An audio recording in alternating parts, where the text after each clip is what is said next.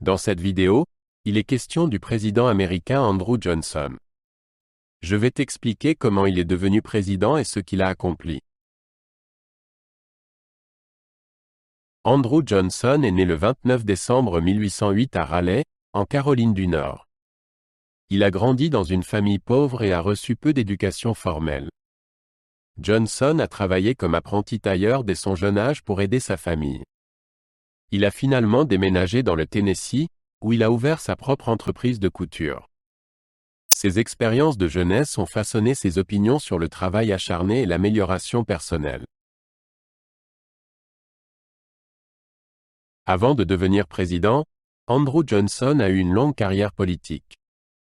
Il a siégé à la législature du Tennessee et a été élu à la Chambre des représentants des États-Unis en 1843. Johnson était un fervent défenseur des droits des États et du Parti démocrate. Il est ensuite devenu gouverneur du Tennessee et a été sénateur des États-Unis. Son expérience politique l'a aidé à gagner en reconnaissance et en soutien pour ses ambitions futures. Andrew Johnson est devenu vice-président sous Abraham Lincoln en 1865. Il a pris ses fonctions à un moment critique, juste au moment où la guerre civile touchait à sa fin. Johnson était un démocrate du Sud qui était resté loyal à l'Union pendant la guerre. Sa sélection en tant que vice-président visait à aider à guérir la nation et à rassembler le Nord et le Sud. Cependant, ses opinions sur la reconstruction allaient entraîner des conflits importants avec le Congrès. Andrew Johnson a été investi en tant que 17e président des États-Unis le 15 avril 1865, après l'assassinat de Lincoln. Il a dû relever l'énorme défi de reconstruire la nation après la guerre civile. Johnson croyait en une approche clémente de la reconstruction, permettant aux États du Sud de réintégrer rapidement l'Union. Il a accordé plusieurs pardons aux anciens confédérés et a soutenu la restauration rapide de leurs droits. Sa présidence a commencé avec de grands espoirs de réconciliation, mais des tensions sont rapidement apparues. Les politiques de reconstruction de Johnson visaient à restaurer les États du Sud sans pénalité sévère. Il a mis en œuvre un plan permettant aux États du Sud de créer de nouveaux gouvernements et d'élire des représentants. Cependant, son approche clémente a irrité de nombreux membres du Congrès, en particulier les républicains radicaux qui souhaitaient des mesures plus strictes. Johnson a opposé son veto à des législations clés visant à protéger les droits des esclaves libérés, ce qui a encore tendu ses relations avec le Congrès. Ces politiques ont finalement échoué à traiter les profondes divisions dans le pays. La présidence d'Andrew Johnson a été marquée par des conflits avec le Congrès, ce qui a conduit à son impeachment en 1868.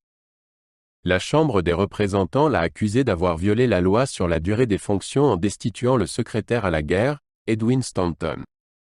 Johnson a soutenu qu'il avait le droit de faire des nominations et des licenciements. Le Sénat a tenu un procès, et Johnson a été acquitté d'une seule voix. Cet impeachment a été un événement significatif dans l'histoire américaine, mettant en lumière la lutte entre la présidence et le Congrès.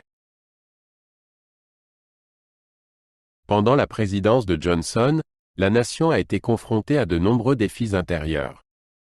Le Sud était en ruine après la guerre civile, et il y avait de graves problèmes économiques. De nombreux esclaves libérés avaient du mal à trouver du travail et à faire valoir leurs droits. L'incapacité de Johnson à traiter efficacement ces problèmes a conduit à un mécontentement croissant parmi le public. Son administration a été critiquée pour son incapacité à promouvoir la stabilité sociale et économique. Andrew Johnson est souvent considéré comme un président controversé avec un héritage compliqué. Son approche clémente de la reconstruction et ses conflits avec le Congrès ont laissé un impact durable sur la nation. Bien qu'il ait cherché à promouvoir la réconciliation, ses politiques ont souvent approfondi les divisions. L'impeachment de Johnson a établi un précédent pour de futurs conflits entre la présidence et le Congrès. Son héritage est perçu comme un avertissement sur les défis du leadership en période de crise nationale. Après avoir quitté la présidence en 1869, Andrew Johnson est retourné dans le Tennessee. Il est resté actif en politique et a été élu au Sénat des États-Unis en 1875, devenant ainsi le seul ancien président à siéger au Sénat. Johnson a continué à défendre ses convictions et à travailler à restaurer sa réputation. Il a fait face à des critiques mais avait aussi des partisans qui appréciaient son dévouement à l'Union. Andrew Johnson est décédé le 31 juillet 1875, laissant derrière lui un héritage complexe dans l'histoire américaine.